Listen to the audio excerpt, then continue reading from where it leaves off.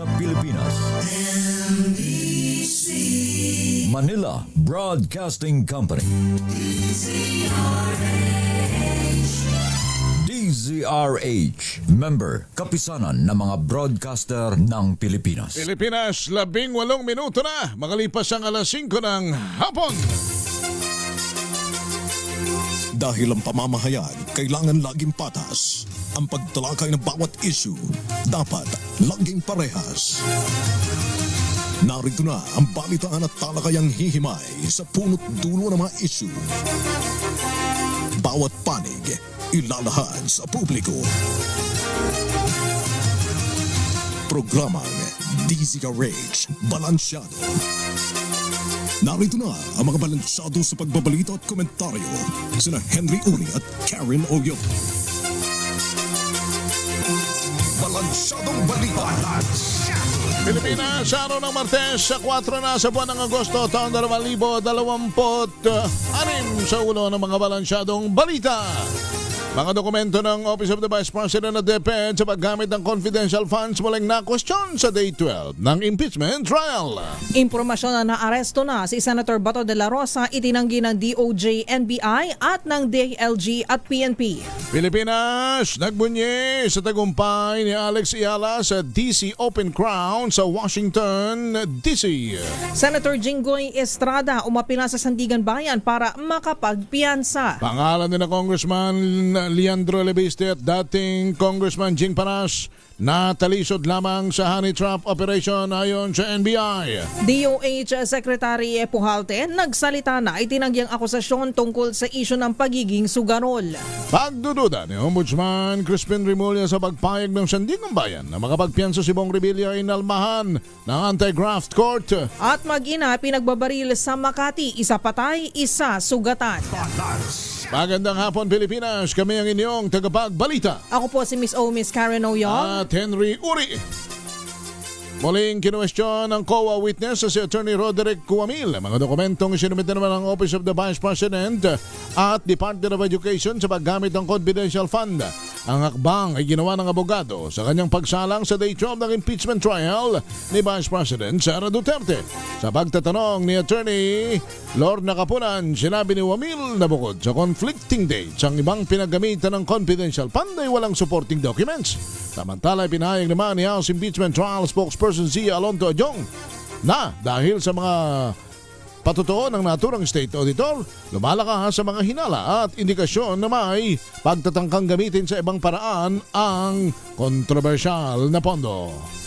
May mga gasto sa liquidation ng confidential funds ng Office of the Vice President o OVP para sa ikalawang quarter ng 2023 na hindi pinapayagan sa ilalim ng Joint Circular sa paggamit ng confidential at intelligence funds. Itong ibinunyag ni dating Commission on Audit, Intelligence and Confidential Funds Audit Office o COA ICFAO State Auditor Roderick Cuamil sa ika-12 araw ng impeachment trial ni Vice President Sara Duterte. Ayon kay Cuamil, sa liquidation report na inaprubahan ni VP Duterte ay nakasaad na may gastusin para sa medical at food aid, mga insentibo at travel expenses na hindi kabilang sa mga pinapahintulutang paggamitan ng confidential funds. Naglaan din umano ang OVP ng 42 million pesos para sa medical at food aid noong unang quarter at 40 million pesos naman noong ikalawang quarter ng 2023. Ngunit walang isinumiting dokumento upang patunayan ang medical expenses. Wala rin anyang resibo sa mga disbursement ng 10 million pesos na travel expenses sa una at ikalawang quarter ng 2023. Pakinggan at panuorin po natin si Ginoong Roderick Cuamil. Unang accomplishment report, meron din po silang line items for provision of medical and food aid at payments of incentive or traveling relative to the confidential operations na hindi po among the allowable confidential expenses under item 4.8 of the Joint Circular 2015-01. Sinabi mo na meron nakalagay dyan medicines. Bakit sinabi mo na bawal o hindi allowed ito Dahil sa hindi Joint Circular? Hindi po siya kasama dun sa exclusive list of allowable confidential expenses under item 4.8 po. Samantala, nag-object naman si Lead Defense Counsel Attorney Sheila Sison sa paggamit ng affidavit ni umano'y self-confessed hitman na si Arturo Las Cañas bago matapos ang 12 araw ng impeachment trial ni Vice President Sara Duterte. Ayon kay Season, hindi otorisado at hindi rin permado ng sinema ng naturang affidavit. Git pa ng lead defense counsel na hanggang sa ngayon ay wala pang gumagamit ng competent witness sa affidavit kaya't dapat hindi niya o anya ito mamarkahan bilang ebidensya. Pakinggan natin si Attorney Season. We object to item number 3 of this motion. We will not agree. And if the presiding court, if the presiding officer will rule to allow even the pre-marking or the marking of this item under this motion, then we would like to have our objection, continuing objection.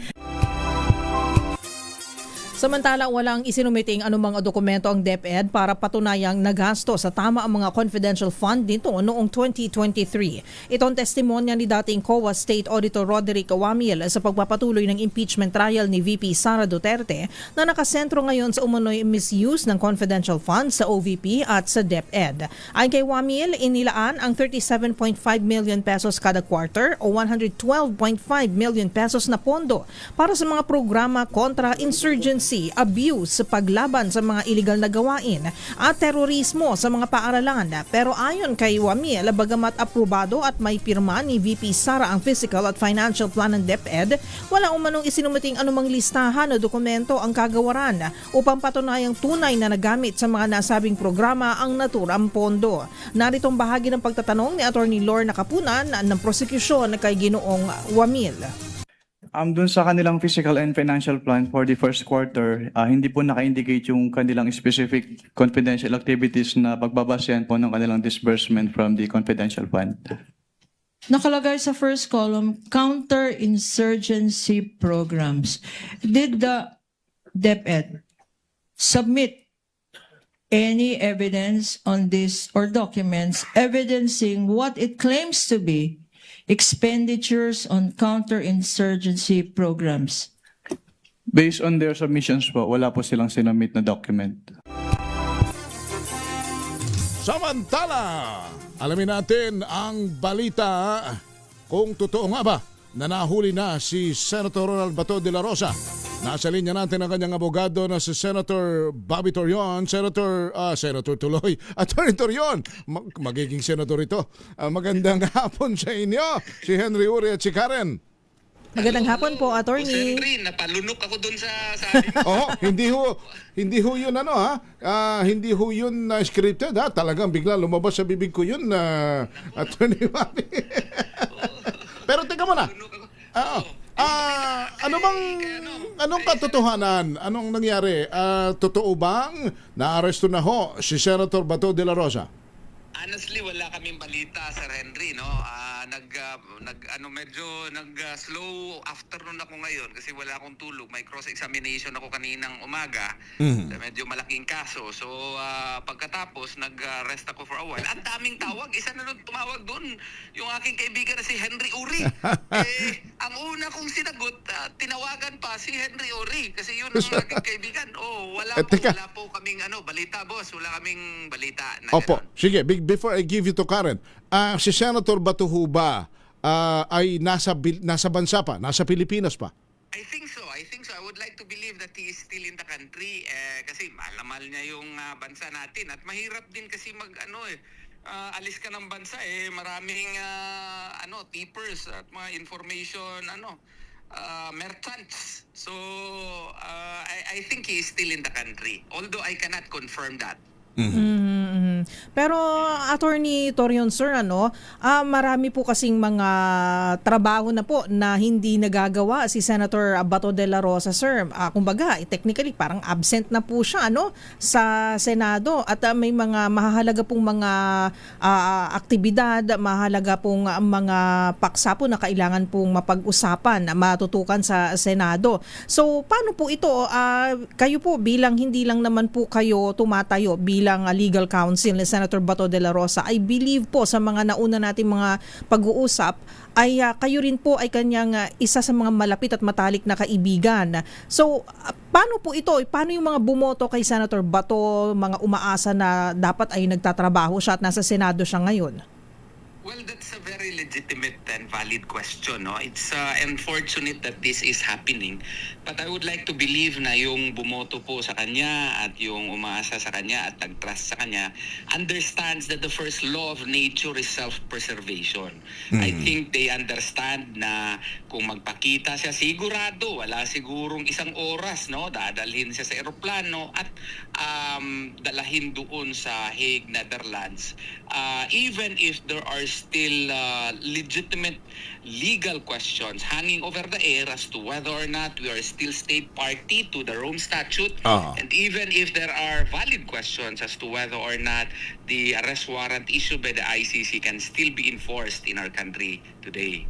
Apo. Pero attorney, as far as you as a lawyer is concerned of Senator Bato, still the premise of your advice is wait for the local court to sue the senator at hindi ito susuko para madala sa dahig.